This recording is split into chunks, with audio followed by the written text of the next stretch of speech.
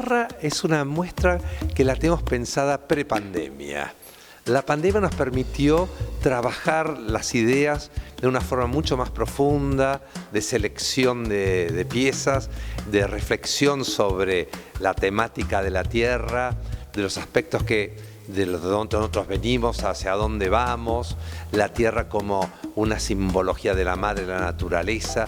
Y de hecho, el aporte de los artistas a esta temática pasa por cuestiones a veces de las relaciones con la naturaleza, lo chamámico, puede pasar lo esotérico, a la relación también de la fertilidad de la tierra, las cuestiones que tienen que ver con la idiosincrasia de los distintos pueblos en Latinoamérica, con la Pachamama, con la madre naturaleza, la tierra o el suelo. A partir de ahí hicimos una selección de artistas con una temporalidad bastante amplia, desde principios de los 60 hasta producciones muy contemporáneas. Podemos ver obras como muy tempranas de los periodos informalistas de Nicolás García Uriburu, una obra llamada Pampa y Cielo, donde está la tierra, el cielo fuerte como tormentosa de nuestra pampa, pero también que tiene que ver con nuestro arraigo, nuestro suelo. También podemos observar una pintura de Alejandro Puente. Es una obra de mediados de los años 80, donde él, después de tener las experiencias de arte de sistemas, y la teoría del color, ve en la tierra latinoamericana las grafías en el altiplano, en los desiertos en Perú, donde también podemos ver los colores básicos, también formas pétreas de donde la tierra, digamos, se representa, y las grafías, como una serpiente, como cuestiones antropomórficas o zoomorfas dentro de la inscripción térrea. De ahí podemos pasar a obras como las de Coco Bedoya, que con huacos modernos en la forma ancestral, despojados de sus asas, quedan los agujeros, y viene de la práctica de la idea de la trepanación, una práctica de cura, una práctica de exploración física practicada por los incas, donde bueno, la trepanación craneana es una forma también de exploración, de sanación, pero también se practica la suturación, y a partir de chapitas de metal de Coca-Cola sutura parte de estas trepanaciones, estos agujeros en los huacos, en estos cráneos. Desde la llanura a la montaña, son muy ricas en toda la producción artística. Por ejemplo, Marta Minujín, vemos Comunicando con Tierra y las autogeografías. Ella va a Machu Picchu, toma tierra Machu Picchu, tierra sagrada, la reparte en distintos lugares de Latinoamérica, dirigida a artistas o gente de la cultura, que le devuelve tierra de su lugar, previamente enterrando la que Marta envió, y una vez que Marta recoge todas estas tierras, hace un proceso de restitución en Machu Picchu, enterrando todas estas tierras provenientes de Latinoamérica. El hornero es Marta, con parte de las tierras que utilizó, hizo un nido de hornero gigante, donde realmente es un homenaje al hornero, al hábitat, donde la gente podía ingresar, podía circular. Hasta hace poco había una versión de este hornero gigante en el CCK que podías ver, y donde estas filmaciones se proyectaban adentro de este hornero,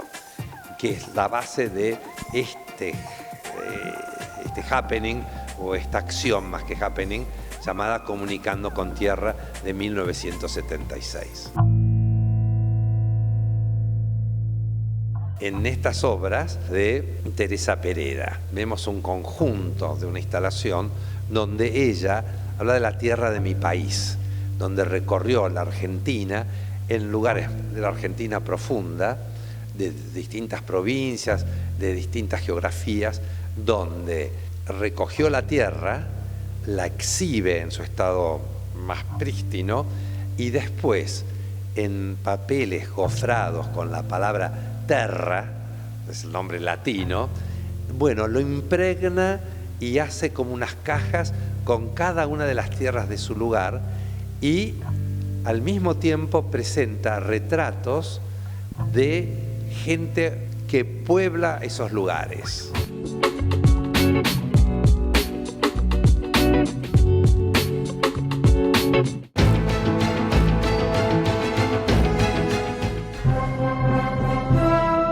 En este maravilloso escenario y escenografía contemporánea vamos a ver uno de los grandes clásicos, porque de eso se trata el tema, uno de los grandes temas que son permanentes, clásicos y contemporáneos, es el amor y la manera en que el arte trata eso que a todos nos importa, que es el amor. Quizás la primer comedia romántica, esa que vemos hoy en los cines, tiene un origen fantástico que es L'Elixir d'Amore.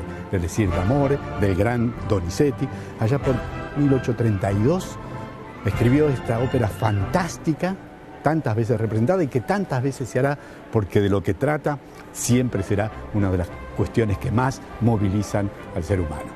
No se tienen que perder esta apuesta maravillosa, nuevamente contemporánea y clásica de L'Elixir d'Amore, y cantar y tararear cuando venga una furtiva lágrima, cantarlas entre todos, que seguramente nos va a evocar momentos muy importantes de nuestra vida. No se pierdan en el Teatro Colón desde el 2 de agosto el L'Elixir d'Amore.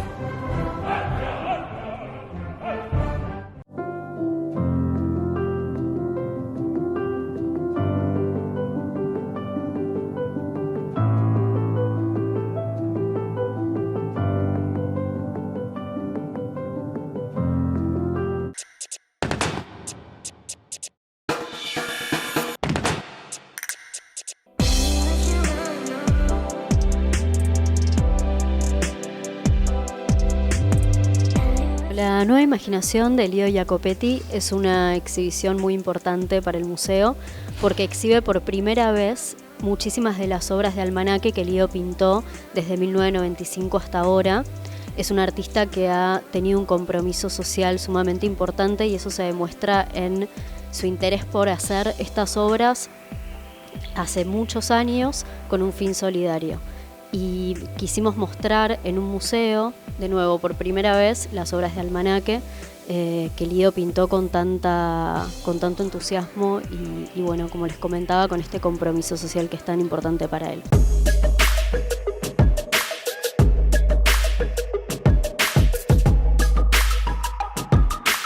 La temática que abordan los almanaques es un poco difícil de clasificar porque Lido piensa todos los años una temática distinta.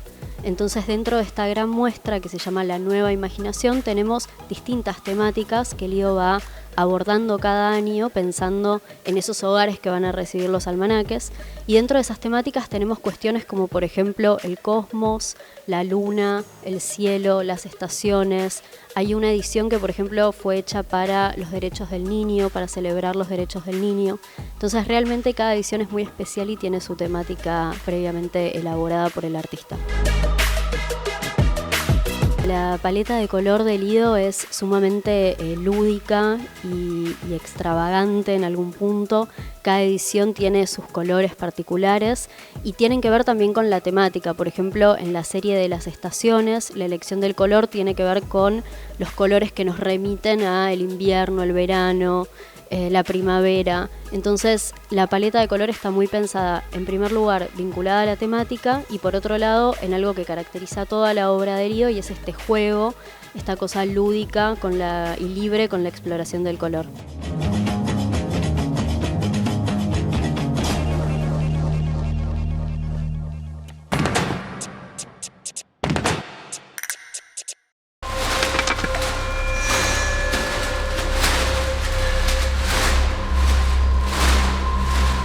El origen de la trilogía expandida es la trilogía pandémica, que es un film de danza de 3 partes, como su nombre lo dice, que habla sobre la problemática que tenemos en la vida contemporánea con todos los elementos no reciclables, no descartables, no perecederos.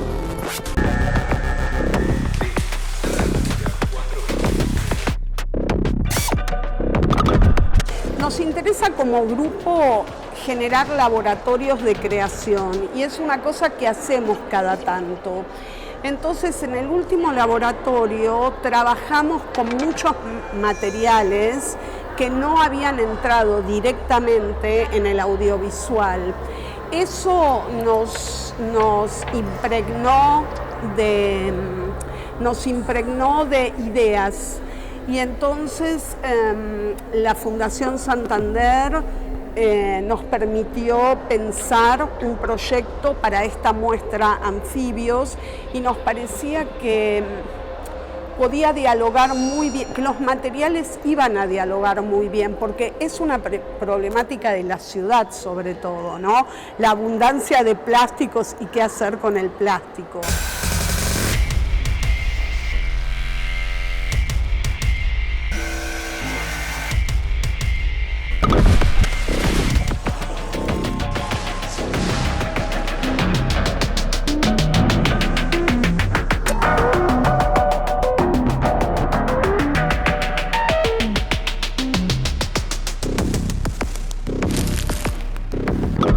Yo dirijo desde 2014 al Grupo Performático Sur.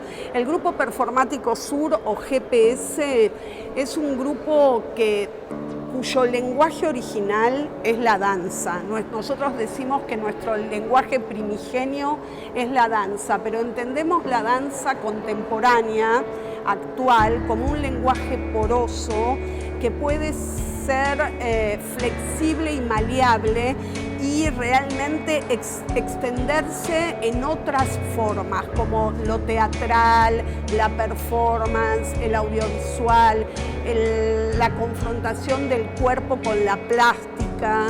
Bueno, ese es nuestro trabajo. Trabajamos en todos los formatos.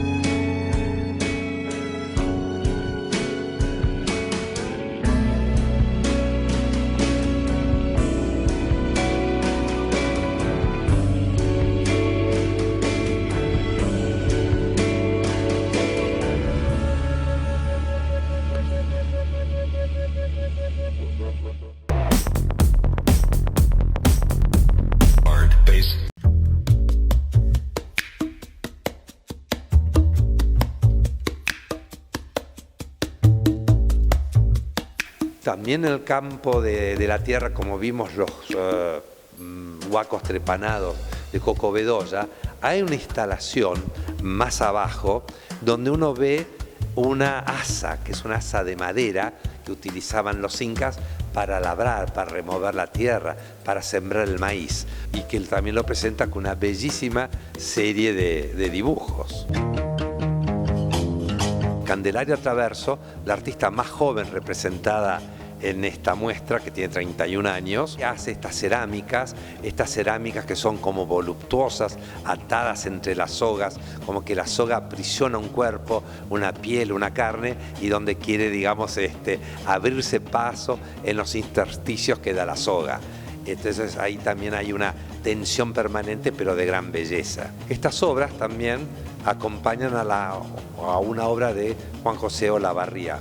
Juan José es un artista venezolano que vive hace 10, 12 años en la Argentina. Él toma en este tríptico la bandera argentina en el tamaño oficial que deben tener, descoloridas, pero con el sol patrio, donde fueron dobladas y enterradas en Tucumán, la cuna de nuestra independencia, de nuestra nacionalidad.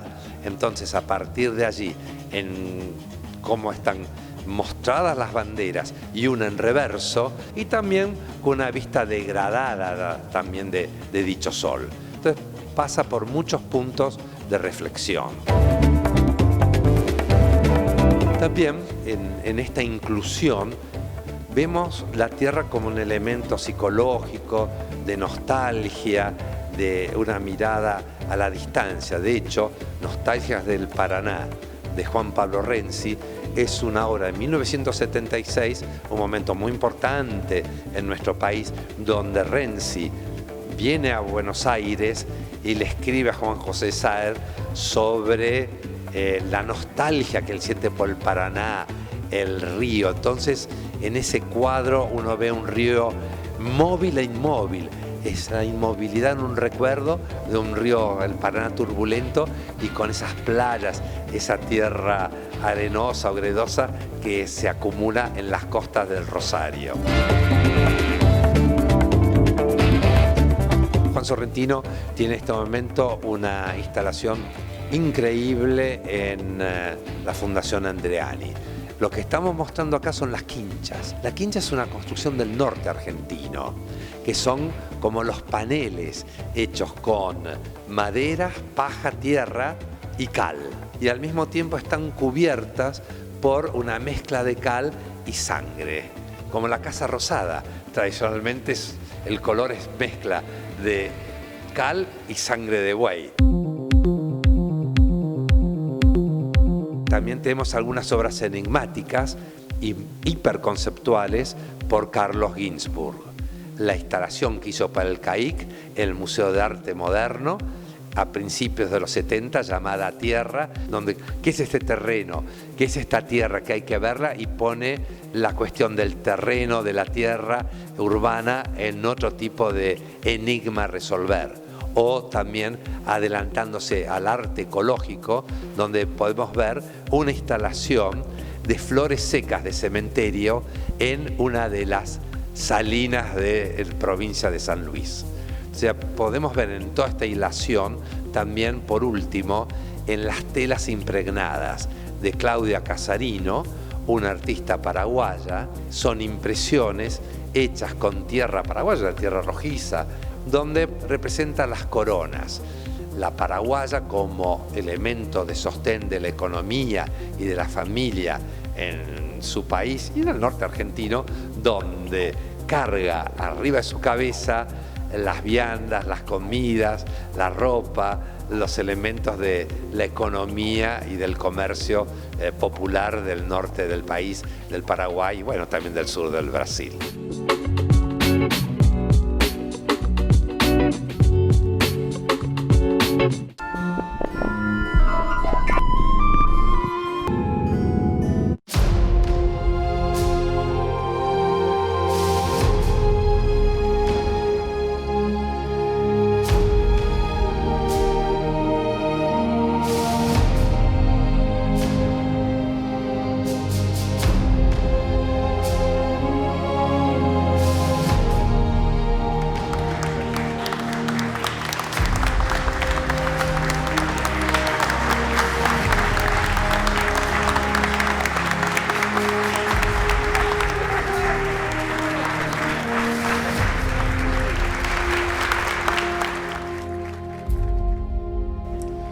Que esta grata designación me alcanzara al cumplirse 6 décadas de mi regreso a Buenos Aires. Quise, tras residir 5 años en el Brasil, recuperar a los 20 la ciudad donde nací, la ciudad de mi niñez y del inicio de mi adolescencia.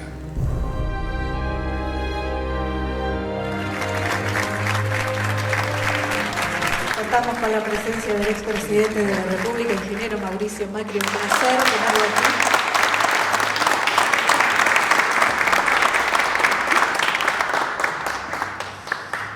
Buenas tardes a todos nuevamente.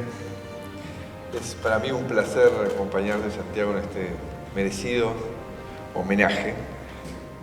Yo no podría agregar nada a lo que vamos a escuchar en el día de hoy. Pero quiero hablar del Santiago que conocí hace muchos años, cuando era jefe de gobierno de la ciudad de Buenos Aires. Allí comenzamos un diálogo extenso, profundo, que se prolonga hasta el presente.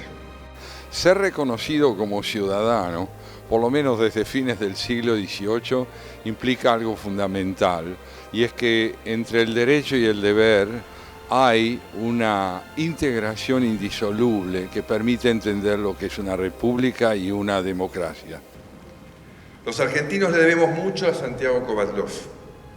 a su capacidad intelectual, pero también a la manera deslumbrante que tiene de comunicar sus ideas. Lo conozco y sé que es un hombre humilde y sencillo.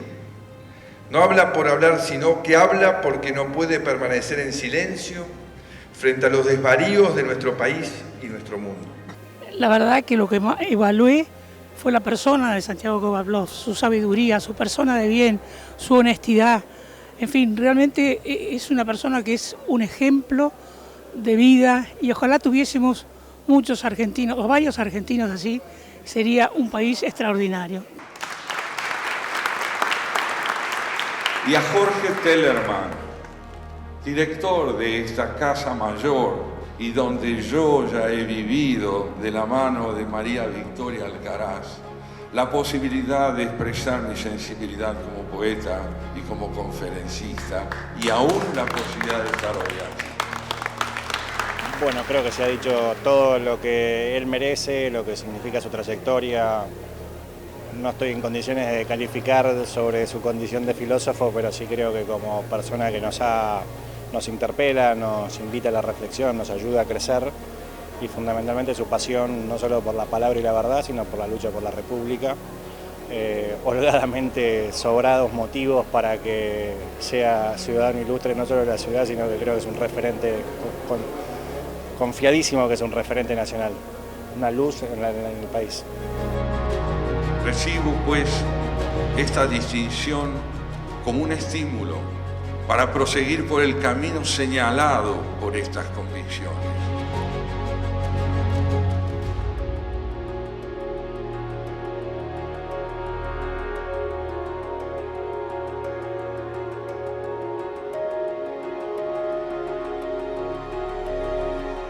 Esta merecida distinción no es solo un reconocimiento y homenaje, es un acto de justicia y el amor inmenso a nuestra querida Argentina volvió a darle la grandeza que se merece este teatro. Es un ícono de la cultura. Lía Rueda me permitió darme un gusto personal. Cuando vino a proponernos en el teatro la posibilidad de dar este más que merecido homenaje a Santiago, salté de contento y dije sí, es algo que claramente me gustaría hacer. Cada uno de nosotras y de nosotros seguro le debemos mucho a Santiago, quien además me honra con cariño y amistad, me atrevo a decirlo, pero sobre todo uno se siente tributario de esa amistad porque cada uno tiene un Santiago para elegir.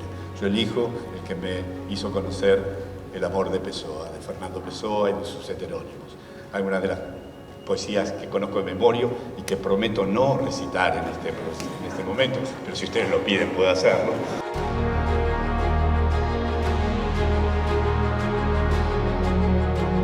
Los dos legisladores que me acompañaron en el proyecto fueron Omar Abud y Daniel Presti. Así que realmente, bueno, esto entró en la Comisión de Cultura, fue aceptado, pasó al recinto y, como te dije antes, votado por unanimidad. Se hablaba antes del inmenso impacto y lo difícil que es la gestión, de lo complejo que es encontrar en la batalla del día a día el ámbito de la reflexión, de la necesidad, voy a usar un título de uno de sus libros, de lo primordial del silencio, o el silencio primordial. Ciudadano no solo es el hombre de derecho, es también el que asume como un recurso constitutivo de su identidad, el deber que impone la ley, el deber que impone la República. No se trata de la popularidad de una celebridad del espectáculo o de un deportista de éxito, por supuesto, pero basta caminar con él unas cuadras por la ciudad para advertir cuánta gente lo reconoce y lo detiene para expresarle su gratitud, la forma en que se identifica con sus ideas o simplemente para intercambiar unas palabras al paso. Yo creo que Argentina, desde el punto de vista externo a lo que es la acción oficial o la acción gubernamental, es un país que demuestra una vitalidad extraordinaria junto a aspectos que son realmente graves. Este es, por un lado, el país de donde los jóvenes se van. pero es también el país donde los jóvenes se quedan, trabajan en cine, teatro, en la investigación científica, en la literatura, en la música, de manera que uno puede advertir que Argentina sigue siendo un país con recursos que si lograran inscribirse en un marco de desarrollo político caracterizado por la obediencia a los imperativos constitucionales, podría respaldar a esos jóvenes que hoy combaten por la cultura sin contar necesariamente con un apoyo oficial, la posibilidad de que se vuelvan una expresión aún más honda del país. De manera que podemos decir, la cultura en la Argentina está en crisis, pero también debemos decir, la Argentina cuenta con una salud cultural sorprendente.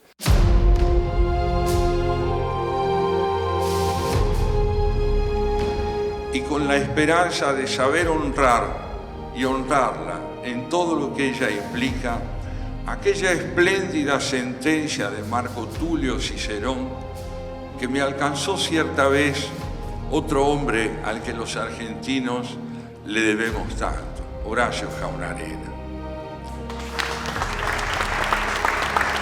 Posiblemente él no lo recuerde, tiene una modestia táctica.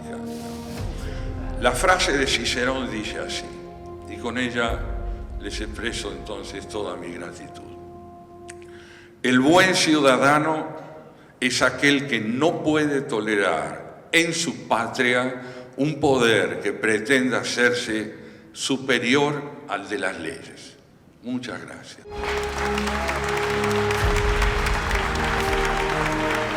Se le entrega un diploma de